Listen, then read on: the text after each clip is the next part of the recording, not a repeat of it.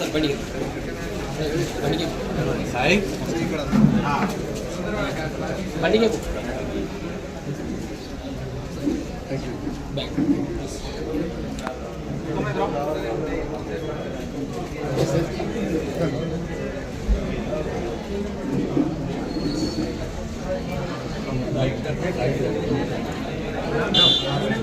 अरे अन्ना थोड़ा हटो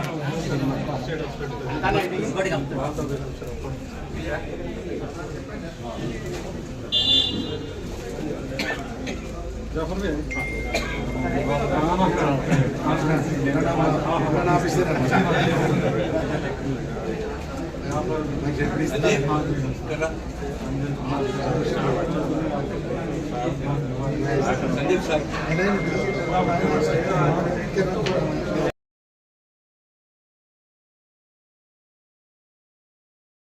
ఎస్సీ ఎస్టీ మరియు మైనార్టీ సంక్షేమ శాఖ మంత్రులుగా మీరు పదవి స్వీకరించారు. మీరు ఎట్లా ఫీల్ అవుతారు సార్? థ్యాంక్ యూ అండి.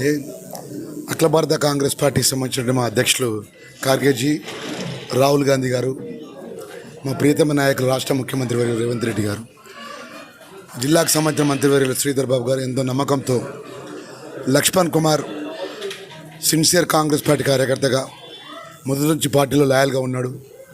ధర్మపుర ప్రజలు నమ్మకంతో శాసనసభ్యుడిగా, రాష్ట్ర ముఖ్యమంత్రి విప్పుగా గత 15 నెలలకెళ్ళి ప్రజల మధ్యలో ఉండి మేము చేసినట్టు ప్రజలకు చేసే మేలు విషయంలో కానీ, దేశంలో అత్యంతమైన కీలకమైనటువంటి సోషల్ జస్టిస్ అంటే రాష్ట్రంలో ఉన్నటువంటి బీసీలు, ఎస్సీలు, మైనార్టీసు, అల్పసంఖ్యాక వర్గాలకు సంబంధించిన అన్ని వర్గాలకు మేలు జరగాలంటే సోషల్ జస్టిస్ జరగాలి.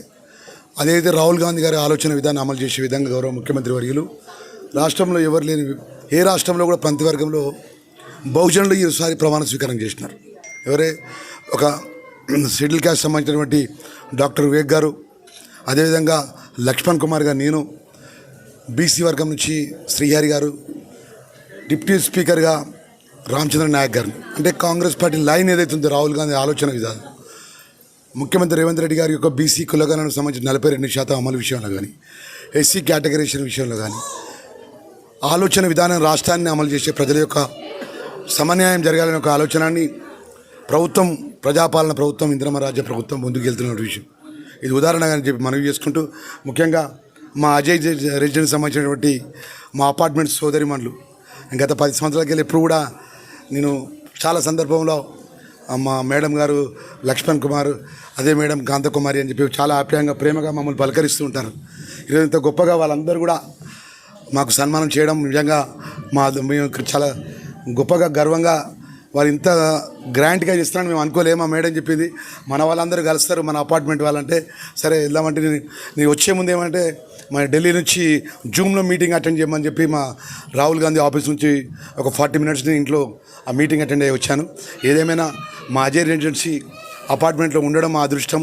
ఇక్కడ ఉన్నప్పుడు మా సోదరి వాళ్ళు ఎవరైతే మమ్మల్ని గొప్పగా, మా అన్న లక్ష్మణ్ కుమార్ అని చెప్పి గొప్పగా మమ్మల్ని, మా మేడం గారు, మా కాంతకుమారి మేడం, మా కుటుంబ సభ్యురాలు అని చెప్పి మాకు మనస్ఫూర్తిగా ఒక మంత్రిగా కాకుండా అజయ్ రెసిడెన్సీ కుటుంబ సభ్యుడిగా మమ్మల్ని సత్కరించినందుకు మరొకసారి మంత్రిగా వారందరికీ మనస్ఫూర్తిగా నేను అభినందనలు, థ్యాంక్స్, ధన్యవాదాలు తెలియజేసుకుంటూ, మీ లక్ష్మణ్ కుమార్ మీ అన్నగా కాంగ్రెస్ గవర్నమెంట్లో ఈ ప్రాంతానికి అదే విద్యారణ్య 2 నెంబర్ 1 కానీ కరీంనగర్ జిల్లాలో ఉన్న ప్రజలకు సంబంధించిన విషయాలు కానీ ఏది మంచి చేయాలనుకున్నా కూడా మంత్రిగా తప్పకుండా మీ అందరికీ కూడా సహాయపడే విధంగా మీకు అండగా ఉంటానని మరొకసారి మనస్ఫూర్తిగా తెలియజేసుకుంటూ, మరొకసారి పేరున చాలామంది, ఎందుకంటే వ్యక్తిగతంగా మేము అప్పుడు జిల్లా పరిషత్ చైర్పర్సన్ చేసిన తర్వాత మీకు ఈ అపార్ట్మెంట్ రావడానికి కొంచెం ఇబ్బంది పడ్డాం.